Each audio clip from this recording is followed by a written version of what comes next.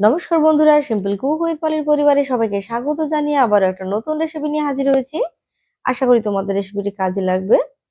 তো আজকে খুবই সহজ আর সিম্পল ভাবে বানিয়ে নেব বাঁধাকপির ঝাল, নিরামিষ, সম্পূর্ণ নিরামিষ। দেখো কি এর জন্য নিয়েছি। এর জন্য নিয়েছি 300 গ্রাম মটরশুঁটি, যেটাকে আমি ভালো করে ছাড়িয়ে নিয়েছি। সাথে নিয়েছি 200 গ্রাম আলু। বেশ দেখতে পাচ্ছ কিভাবে ডুমো ডুমো করে কেটে নিয়েছি। সাথে একটা ছোট্ট টমেটো নিয়েছি 75 গ্রামের। আর 2 কুচি আদা, 2টো লঙ্কা দিয়ে একটা পেস্ট তৈরি করে নিয়েছি।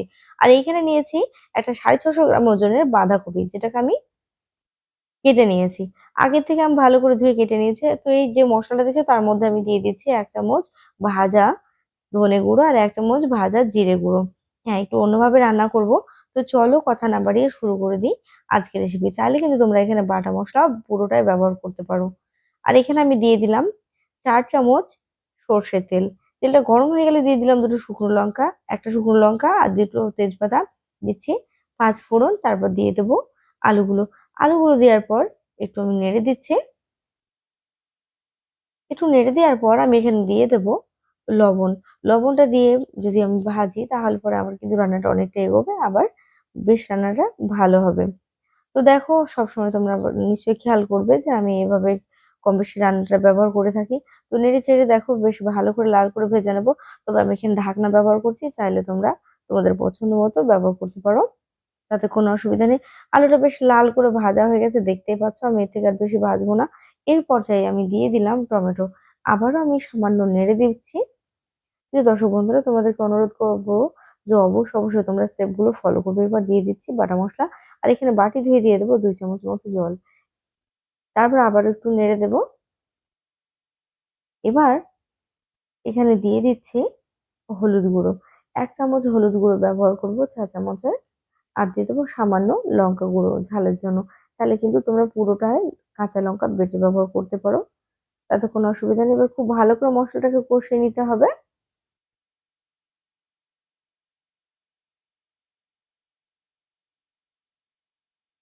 দেখো এখানে মশলা থেকে তেল ছেড়ে গেছে, দেখে নিশ্চয়ই বুঝতে পারছো। তো আমি আবারও একটু নেড়ে দিচ্ছি।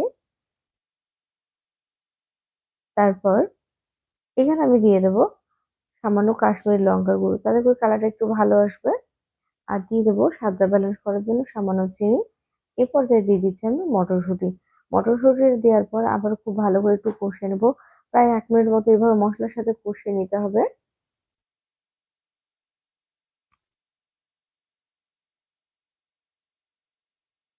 মশলাটা ভালো করে কষানো হয়ে গেছে, আমি এই পর্যায়ে দিয়ে দিচ্ছি বাঁধাকপি। বাঁধাকপিটা দেওয়ার পর আমি আবারও ভালো করে নেড়ে চেড়ে ঢাকা দিয়ে রান্না করে নেব। তো আমি একটু ভালো করে নেড়ে দিচ্ছি। দেখতে পাচ্ছ এখন মনে হচ্ছে যেন কড়াই থেকে পড়ে যাচ্ছে, কিন্তু এটা রান্না করার পর আমরা সবাই জানি কম বেশি যে রান্নাটা হওয়ার পর কিন্তু অনেকটা পরিমাণে কমে যায়। তো প্রায় এটাকে একটু ভালো করে নেড়ে চেড়ে দেবো মোটামুটি করে। তারপর ঢাকনা দিয়ে দেবো। মোটামুটি নেড়ে নিলাম। এবার 2 মিনিটের জন্য এটাকে ঢাকা দিয়ে দেবো, তাহলে কিন্তু বাঁধাকপিটা দেখতে পাচ্ছ অনেকটা কমতে শুরু করেছে। তো অনেকটা নরম হয়ে যাবে। 2 মিনিট পর ফিরে আসলাম আর দেখো কতটা কমে গেছে, দেখে নিশ্চয়ই বুঝতে পারছো। আর বাঁধাকপি থেকে কিন্তু অনেকটা জল বেরিয়ে গেছে। তো দেখো আমি খুব ভালো করে আবারও এটাকে কষে নেব। আমি একইভাবে কিন্তু এই কাজটা করব। প্রিয় দর্শক বন্ধুরা, বাঁধাকপি রান্না করাটা হচ্ছে একটা ভীষণ ইম্পর্টেন্ট টিপস। এখানে আমি পরিমাণ মতো লবণটা, মানে আগে যেহেতু লবণটা কম দিয়েছিলাম তাই এখানে লবণটা দিলাম। টোটাল আমি কিন্তু চা চামচের 1 চামচ লবণ ব্যবহার করলাম।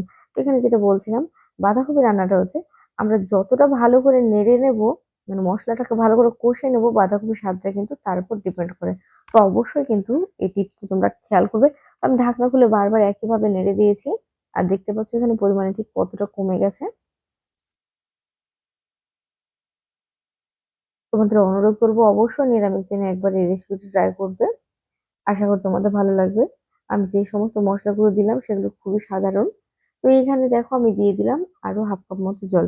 দিয়ে এটাকে এবার ভালো করে রান্না করে নিতে হবে, কেননা বাঁধাকপিটা পুরোটা সেদ্ধ হয়নি। দেখতে পাচ্ছ পরিমাণে কমলেও রান্নাটা কিন্তু এখনো কমপ্লিট হয়নি। তাই জন্য আবারও এটাকে জল দেওয়ার পর ঢাকনা দিয়ে ভালো করে রান্না করে নেব। এখানে কিন্তু আলুগুলো অনেকটা সেদ্ধ হয়ে এসেছে। বাঁধাকপিটা সম্পূর্ণ রান্না হওয়া পর্যন্ত কিন্তু এভাবে নেড়ে নিতে হবে। আর কিন্তু খেয়াল রাখতে হবে আঁচটা কিন্তু কমিয়ে রাখতে হবে। না হলে তলে ধরে যাবে, তাতে করে বাঁধাকপির স্বাদটা আমরা ঠিক মতো পাবো না। বোড়া গন্ধ বেরোলে সেটা কিন্তু মোটেই ভালো লাগবে না।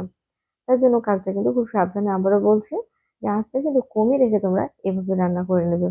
তো দেখো এখানে গ্যাসের ফ্লেমটা বন্ধ করে দিলাম, রান্নাটা হয়ে গেছে। আর আমি ওপর থেকে ছড়িয়ে দিলাম গরম মসলা গুঁড়ো, খুবই সামান্য দিয়েছি, আর দিয়ে দিচ্ছে ঘি।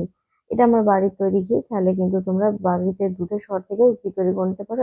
রেসিপি চাইলে কিন্তু আমার চ্যানেল দেওয়া রয়েছে, সেখান থেকে নিয়ে নিতে পারবো। তো খুব ভালো করে ঘিটাকে আমি নেড়ে চেড়ে মিশিয়ে নেবো, তারপর এটা পরিবেশন করে নেবো। তোমরা এটা ভাত, রুটি, পরোটা সব দিয়ে খেতে পারবে। তো প্রিয় দর্শক বন্ধুরা, যদি ভালো লাগে তাহলে অবশ্যই ভিডিওটি লাইক করে দেবে।